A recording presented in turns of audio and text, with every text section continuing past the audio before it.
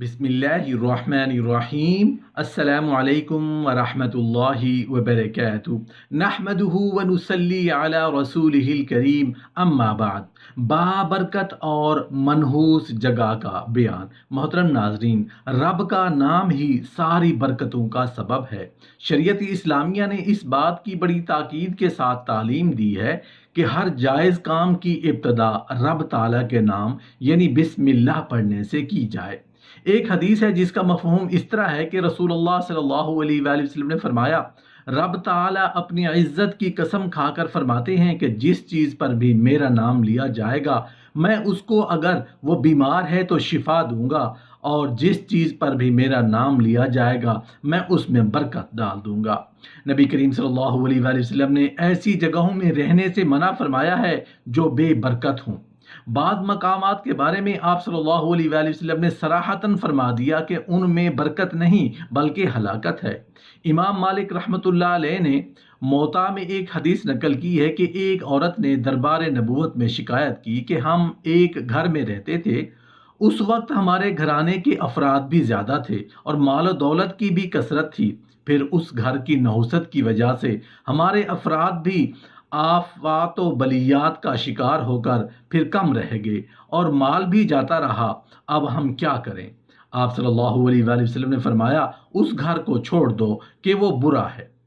इसी तरह की एक रिवायत अबू दाऊद शरीफ में भी मनकूल है कि इमाम मालिक रहमतुल्लाह अलैह फरमाते हैं, हमने ऐसे कई घर देखे जिनमें कुछ लोग आकर आबाद हुए तो वो हलाक हो गए, फिर उसके बाद कुछ और आबाद हुए, वो भी हलाक हो गए।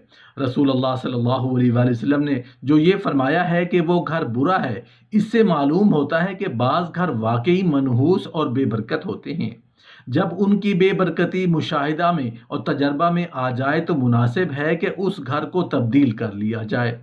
रसूलुल्लाह सल्लल्लाहु अलैहि वसल्लम ने रसूलुल्लाह सल्लल्लाहु अलैहि वसल्लम ने मुख्तलिफ जगहों के बारे में ऐसे इरशादात फरमाए हैं कि वो बेबरकत हैं। इसलिए मईशत व माश और कारोबार और तिजारत की बरकत हासिल करने के लिए उन मकामात से गुरेज किया जाए और जिनके बाबरकत होने के बारे में फरमा दिया है उनकी बरक़ात को हासिल किया जाए।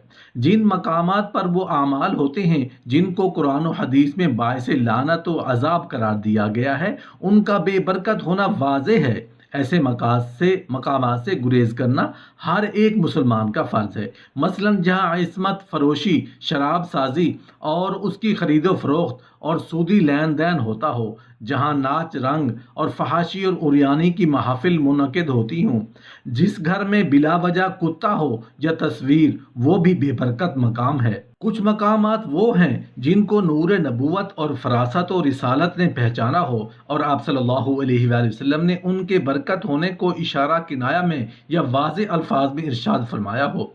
उनमें से चंद मकामात ये हैं। बसरा, इसके बारे में आप सल्लल्लाहु अलैहि वसल्लम ने फरमाया, बसरा की शोरीली ज़मीन और वहाँ की घास और उसके बाजार से बचो, उसके गिरदो नवाह में रहो, क्योंकि बसरा में धंसना, ज़िल्लत व ख्वारी, पत्थरों का बरसना और बौछाल का आना होगा। मिस्र के बारे में इरशाद फरमाया, अन करीब मेरे बाद मिस्र फतह होगा, उसकी खैर को ले लो, मगर उसको अपना घर यानी मस्कन और ठिकाना ना बनाना कि उसकी तरफ कम उम्र वाले लोगों को ले जाया जाएगा।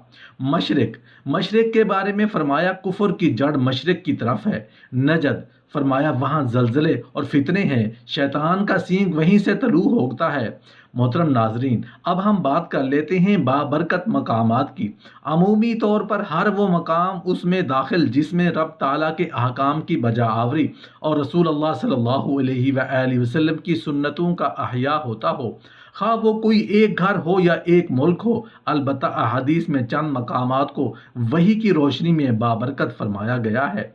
मक्का, मदीना और फ़लस्तीन रोए ज़मीन के सबसे मुबारक खिते हैं। यमन, फरमाया जब फितने हजूम कर आएँ तो यमन को लाजिम पकड़ो, बेशक यहाँ के लोग रहम दिल हैं और उसकी सरजमीन बाबरकत है। शाम, रसूलुल्लाह सल्लल्लाहु अलैहि वसल्लम ने फरमाया, अय अल्लाह तू हमारे शाम में हमें बरकत दे, अय अल्लाह तू हमारे यमन में हमें बरकत दे। एक हदीस है जिसका मफहूम इस तरह है कि रसूलुल्लाह सल्लल्लाहु अलैहि वसल्लम ने फरमाया, तुम शाम को लाजिम पकड़ो कि यह रब ताला की सबसे खैर वाली ज़मीन है। اس کو رب تعالیٰ کے سب سے بہتر لوگ اختیار کرتے ہیں۔ ایک حدیث ہے کہ شام کو مبارک ہو، رب تعالیٰ کے فرشتے اس پر پھیلائے ہوئے ہوتے ہیں۔ رسول اللہ صلی اللہ علیہ وآلہ وسلم نے فرمایا، جب رب تعالیٰ نے مخلوق کو پیدا فرمایا تو ان کے ساتھ 10 اور چیزوں کو بھی پیدا فرمایا۔ وہ یہ ہیں: ایمان، حیا، کفر، نفاق، ہجرت، تلوار، فنا، ذلت، بدبختی اور فقر۔ تو ایمان کہنے لگا میں یمن جاتا ہوں، حیا کہنے لگی میں تیرے ساتھ ہوں، کفر کہنے لگا میں عراق چلتا ہوں، نفاق بولا میں بھی تیرے ساتھ ہوں، ہجرت کہنے لگی میں شام کو جاتی ہوں، تلوار بولی میں بھی تیرے ساتھ جاتی ہوں، غنا بولا میں مصر کو چلا جاتا ہوں، تو ذلت بولی میں بھی تیرے ساتھ چلتی ہوں، فقر بولا میں گاؤں کی طرف جاتا ہوں، تو بدبختی بولی میں بھی تیرے ساتھ چلتی ہوں۔ سفر اور تجارت۔ اردو ادب میں مشہور کہاوت ہے کہ سفر وسیلہ ظفر ہے، اور تجارت کا بابرکت اور روزی کی وسعت و کشائش کو سبب ہونا اظہر من الشمس ہے۔ قرآن کریم اور حدیث شریفہ میں تجارت اور سفر کو رزق اور خدا کے فضل کے حصول کا ذریعہ بتلایا گیا ہے۔ اللہ جل شانہ سورہ ملک کی آیت نمبر 15 میں فرماتے ہیں، وہی تو ہے جس نے تمہارے لیے زمین کو نرم کیا تو اس کی راہوں پہ چلو، پھر وہ خدا کا دیا ہوا رزق کھاؤ۔ اللہ جل شانہ دوسری جگہ سورہ مزمل کی آیت نمبر 20 میں فرماتے ہیں، اور بعض خدا کے فضل یعنی معاش کی تلاش میں ملک میں سفر کرتے ہیں، یعنی تجارت کرتے ہیں، اور تجارت کی غرض سے ملک میں پھرتے رہتے ہیں۔ سفر کی فضیلت بیان کرتے ہوئے رسول اللہ صلی اللہ علیہ وآلہ وسلم نے فرمایا، تم سفر کرو، تندرست رہو گے، غنیمت پاؤ گے، اور ایک روایت میں یہ الفاظ ہیں کہ تم تندرست رہو اور رزق دیے جاؤ گے۔ تجارت میں نیری برکت ہے۔ ایک حدیث ہے جس کا مفہوم اس طرح ہے کہ نبی کریم صلی اللہ علیہ وآلہ وسلم نے فرمایا، تجارت میں برکت ہے اور تاجر تنگ دست نہیں ہوتا۔ ہاں، جو بہت زیادہ قسمیں کھانے والا ہو، تجارت خرید و فروخت کا نام ہے۔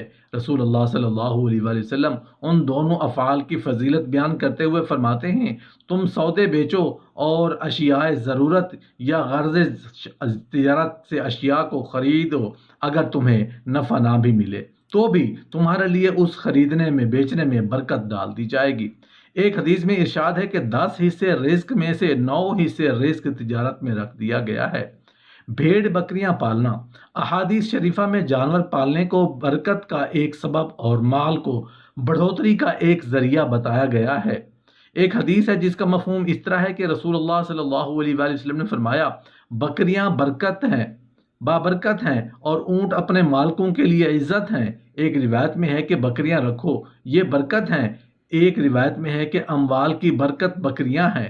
احادیث میں بکریوں کو سب سے افضل مال قرار دیا گیا ہے۔ رسول اللہ صلی اللہ علیہ وآلہ وسلم نے فرمایا، سب سے بہترین مال بکریاں ہیں۔ ایک روایت میں ارشاد ہے کہ بھیڑوں کو ضرور رکھو کہ یہ بڑھنے والا مال ہے، اور ان میں برکت زیادہ بکریوں پر ہی موقوف نہیں، بلکہ اگر 1 یا 2 یا 3 بکریاں بھی ہوں تو وہ بھی برکت ہیں، اس لیے کہ گھر میں ایک بکری برکت کے لیے ضرور پالنی چاہیے۔ ایک حدیث ہے جس کا مفہوم اس طرح ہے کہ رسول اللہ صلی اللہ علیہ وآلہ وسلم نے فرمایا، 1 بکری برکت ہے، 2 بکریاں 2 برکتیں، اور 3 بکریاں 3 برکتیں ہیں۔ غرض جتنی بکریاں اتنی برکتیں۔ بکریوں والوں پر سکینہ طمانینت نازل ہوتی ہے، کیونکہ یہ جنتی جانور ہے۔ ہر ایک نبی نے بکریاں چرائی ہیں، خواہ قبل از نبوت خواہ بعد از نبوت، جیسا کہ ایک حدیث میں آتا ہے کہ نبی کریم صلی اللہ علیہ وآلہ وسلم نے بھی بکریاں چرائی تھیں۔